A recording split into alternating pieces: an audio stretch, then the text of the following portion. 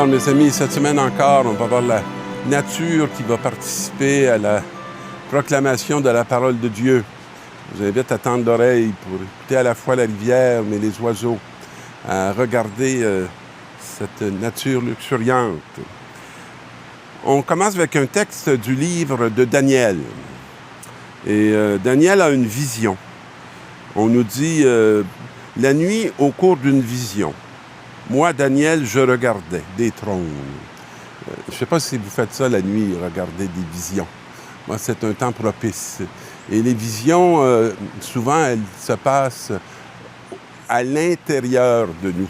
Hein, et où on a comme un espace qui nous est donné et pour se mettre à contempler, à considérer tout ce qui bouge dans notre vie.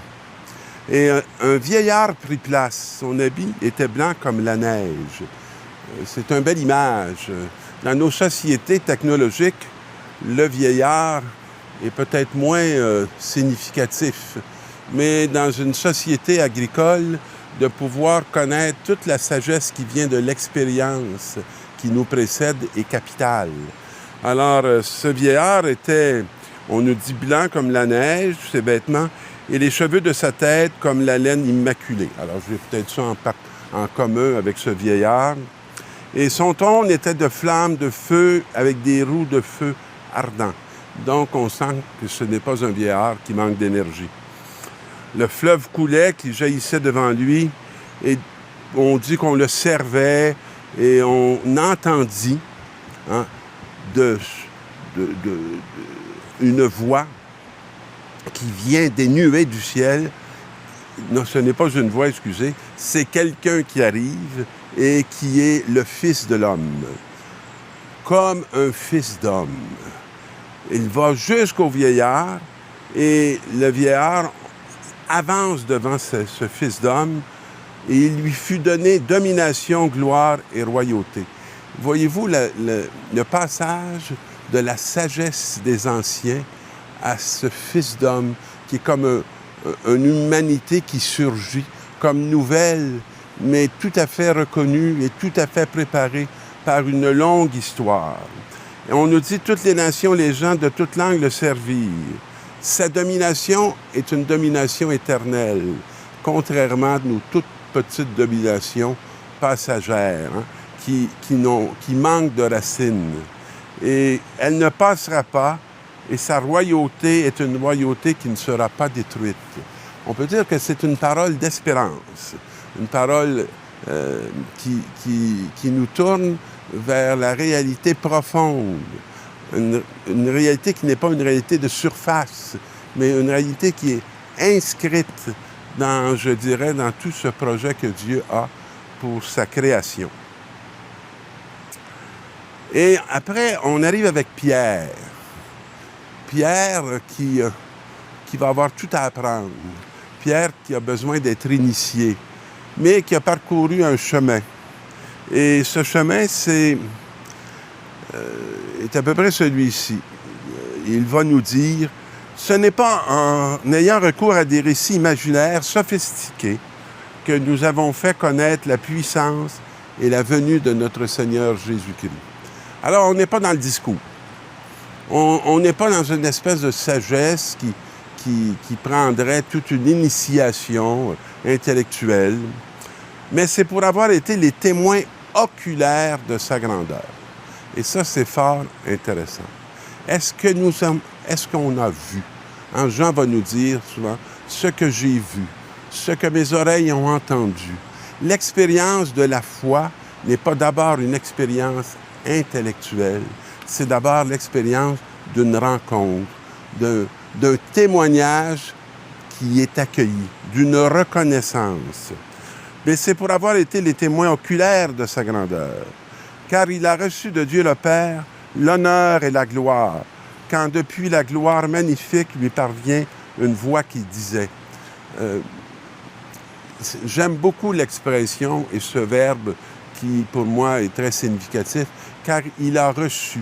C'est pas lui qui se l'est attribué, c'est pas lui qui se l'est donné. Il l'a reçu.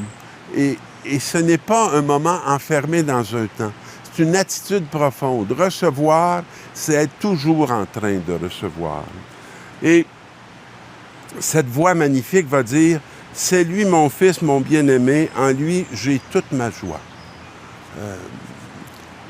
C'est un amour de prédilection, mais je dirais c'est un amour d'élection. Et cette élection, chacun de nous, on l'a reçue. On l'a reçue le jour de notre baptême. Ça fait partie du mystère de notre vocation de chrétien, de baptisé. Et la voix qui est sur la montagne confirme pour nous la parole prophétique. Vous faites bien de fixer votre attention sur elle.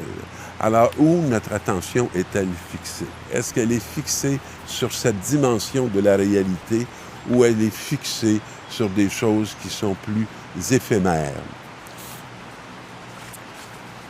Et évidemment, ce n'est pas étonnant que l'Évangile qui nous est proposé va être l'Évangile de la Transfiguration, où on va retrouver Jésus avec Pierre, Jacques et Jean, son frère, sur une haute montagne. Et sans vous relire tout le texte, vient le temps où Jésus, la première partie, Jésus qui va s'entretenir avec Moïse et Élie, c'est toute la sagesse du peuple juif qui s'exprime à travers ces personnages.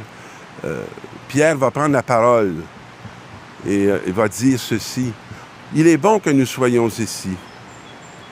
Si tu le veux, je vais dresser ici 3 tentes.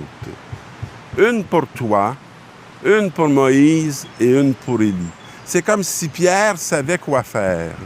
Alors, pendant qu'il parle encore, vint cette fameuse nuée lumineuse qui les couvrit de son ombre.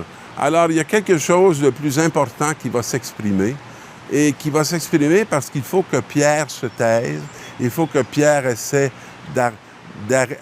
que Pierre arrête d'essayer d'aménager les choses, et la voix dit, « Celui-ci est mon fils bien-aimé, en qui je trouve toute ma joie.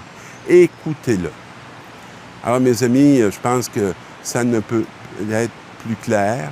Est-ce que nous sommes d'abord dans une expérience humaine qui se vit sur le registre de l'écoute, ou est-ce que nous vivons sur le registre du dire? Avant de pouvoir dire des choses intelligentes, il faut les avoir entendues de celui qui est la source de toute vie. Je souhaite que vos oreilles vous aident à vous convertir et que votre parole ne soit pas que des mots, mais qu'elle soit vraiment cette parole qui témoigne de ce Fils bien-aimé qui est toujours au milieu de nous et que nous sommes appelés à rencontrer pour nous laisser convertir. Bonne semaine, mes amis.